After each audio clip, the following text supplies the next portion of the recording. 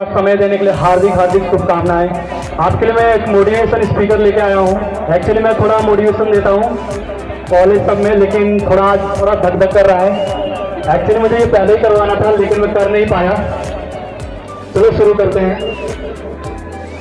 Actually आप लोग जान सकते हैं कि आजकल कम पढ़े लिखे लोग भी ज़्यादा सफल हो रहे हैं और ज़्यादा पढ़े लिखे लोग भी असफल हो जा रहे हैं। चलिए एक कहानी के माध्यम से जानते हैं। बहुत समय की बात है। एक्चुअली एक बड़ी कंपनी बनाने वाले ने एक जहाज बनाया था और उस जहाज में बहुत सारे कर्मचारी रहते थे, मैकेनिक रहते थे। लेकिन एक दिन वो एक जहाज बन गया, लेकिन वो जहाज चालू नहीं हो रहा था। लेकिन उस जहाज में कुछ समस्या आ गई थी। तो समस्या आ गई थी, लेकिन उस जहाज में उसमें मैनेजर ने बोला कि अपने मालिक में जाकर कि मालिक साहब ये जहाज तो चालू नहीं हो रहा है। तो अभी चिंता की कोई बात नहीं है, आप जाइए हमारे देश के जो अच्छे बेस्ट इंजीनियर होंगे उनको बुलाइए और उन्हें न्योता दीजिए। छोटी मोटी समस्या होगी उसे दिखवाइए। तो मैनेजर ने ऐसा ही किया। जब मैनेजर ने उन कर्मचारियों को बुलाया तो कुछ साल तो हो गए, कुछ महीने भी हो गए, लेकिन उस जहाज को बना नहीं पाए, क्योंकि उस समस्या को वो जान नहीं पाए। और पढ़े लिखे भी थे, ग्रेजुएट थे। लेकिन अब मैनेजर क्या करेगा? वो हक मार के अपने मालिक के पास गया और मालिक से बोला, मालिक साहब इतने साल हो गए, इतने समय हो गए, लेकिन ये जहाज ठीक नहीं हो रहा है अभी भी, अब हम क्या करें? तो मैनेजर ने कहा मालिक ने कहा कि अभी कोई चिंता की बात नहीं है, हमारे देश के नहीं सके, भारत देश के, तो आप जाइए विदेश के अच्छे इंजीनियर और मैकेनिक को बुलाइए और इसे दिखवाइए। अब क्या करेगा? मैनेजर गया विदेश और वहां से आया अपने मैकेनिक लोग को लेके, और लेकिन वो मैकेनिक 6 महीना जैसा रुके, उसको बनाने की कोशिश की, लेकिन वो जहाज बन नहीं पाया, क्योंकि उस समस्या को वो जान नहीं पा रहे थे। 6 महीने जैसा हो गया, लेकिन वो बना नहीं पाए। तो अब क्या करेगा? मैनेजर तब गया अपने मालिक के पास, और मालिक आदमी भी थोड़ा चिंता में हो गया कि अब इसे क्या करें। इतने सारे लोग बुलाए, इतने सारे व्यक्ति बुलाए, इतना समय लगा, इतना पैसे लगे, लेकिन अभी भी ये ठीक नहीं हो रहा है। तब करे तो करे क्या? अब मालिक आदमी सोचने लगा कि अब इस जहाज को ऐसे ही छोड़ देते हैं। अब उस जहाज को ऐसे ही छोड़ने का प्लान था, लेकिन मैनेजर ने बोला, एक सलाह दी मैनेजर ने, क्योंकि मैनेजर छोटा होता है, मालिक बड़ा होता है। मैनेजर ने बोला कि मालिक साहब मैं एक बात कहना चाहता हूँ। हमारे शहर में एक छोटा सा पनडुब्बी बनाने वाला, छोटा सा नाव बनाने वाला व्यक्ति है। वो छोटी छोटी जहाजों को और नावों को बनाता है, क्यों ना उससे छोटी सी मदद लिया जाए? तो मालिक ने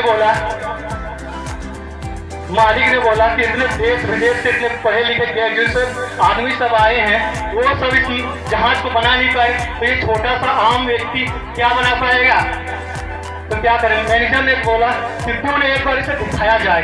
तो मालिक भी मान गया। अब मालिक मैकेनिक के पास, मैकेनिक से बोला कि हमारे जहाँ एक बड़ी जहाज है, वो एक खराब हो गई है, उसे बनाए थे, लेकिन वो खराब हो गई है, लेकिन उसे बनवाए थे, तो क्यों ना आप हमारी छोटी सी मदद कर सकते हैं, उस जहाज को बना सकते हैं?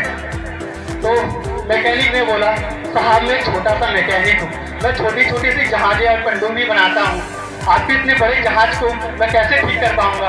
और अपने इतने बड़े जहाज को मैंने कभी देखा नहीं है जीवन में। मैं तो छोटी छोटी पनडुब्बियां बनाता हूँ, छोटी छोटी नावों को बनाता हूँ।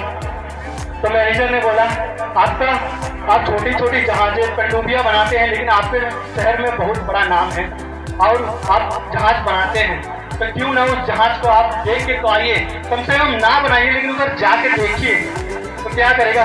मैकेनिक साहब ने मान तो लिया, और जब मैकेनिक साहब वहाँ जहाज के पास गया तो वो आपसे चकित रह गया। उसने अपने जीवन में इतना बड़ा जहाज कभी देखा भी नहीं था, क्योंकि उसने छोटे छोटे मैकेनिक, कम पढ़े लिखे लोग बस छोटी छोटी जहाज़ों और पनडुब्बियों को बनाते थे। लेकिन अब उसने उस जहाज को देखा तो आपसे चकित रह गया, क्योंकि उसने अपने जीवन में इतना बड़ा जहाज देखा भी नहीं था। जब वो उस जहाज के पास गया तो उधर इधर घूमने लगा। वो हर सामान, मैकेनिक और जो जहाज की जो मशीनें हैं उसे देखने और जांचने लगा। उसमें कुछ 2-3 घंटे लग गए, इधर उधर घूमते रहा। और मालिक और मैनेजर वो सोच में लगे ये छोटा सा मैकेनिक कितना आश्चर्यचकित भी हो रहा है, और मैकेनिक आप फंस भी रहे हैं लेकिन सोच भी पड़े हैं कि ये छोटा सा मैकेनिक क्या कर लेगा। लेकिन 2-3 घंटे होने के बाद वो मैकेनिक एक जगह रुका और वो सोचने लगा, समझने लगा, और 2-3 घंटे के बाद उसने अपने एक जगह एकत्रित केंद्र किया अपने दिमाग को, और वो अपने विचार लगाने लगा। 2 घंटे बीत गए आने के बाद में उसने सोचा और अपने झोले से एक हथौड़ी निकाला और एक जगह 3 बार जोर जोर से मारने लगा। और मैनेजर को बोला अब चालू कीजिए।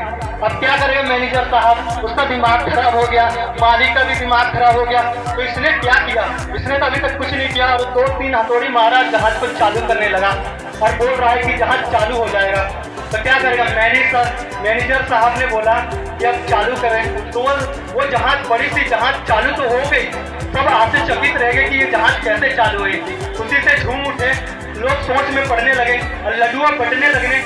और उसने पूछा मालिक और उसके मैनेजर ने, मालिक और मैनेजर ने पूछा कि मैकेनिक साहब आपने किया क्या, ऐसा क्या किया कि 2-3 हथौड़ी मारने के बाद ये जहाज चालू हो गई। तो उसने कहा कि आपका जहाज बिल्कुल ही ठीक था, क्योंकि वो नया था, बनाया गया था, लेकिन उसमें कुछ प्रॉब्लम थी, छोटी सी, कोई बड़ी प्रॉब्लम नहीं थी। उसमें फैन बोलते हैं, एक्चुअली पंखा वाला नहीं, मतलब समुद्र के नीचे वाला जो जहाज बोलते हैं उसका फैन बोलते हैं, वो पंखा बोलते हैं। उस जहाज में कुछ प्रॉब्लम थी, वो जहाज कहीं रुक रही थी। उसको मैंने देखा, 2-3 हथौड़ी मारा और वो जहाज चालू हो गई। और वो मैकेनिक अपने घर चला गया, दुकान वाला घर एक्चुअली। तो उसके मालिक ने बोला, मतलब जहाज के मालिक ने बोला मैनेजर साहब चाहिए, उसका जो समय है, उसका जो मेहनत है, उसका पैसा उससे मांग के लाइए। अब क्या करेगा, मैनेजर भी गया तो मैकेनिक के पास और उससे बोला कि आपके कितने पैसे बने। तो मैकेनिक ने कुछ नहीं बोला,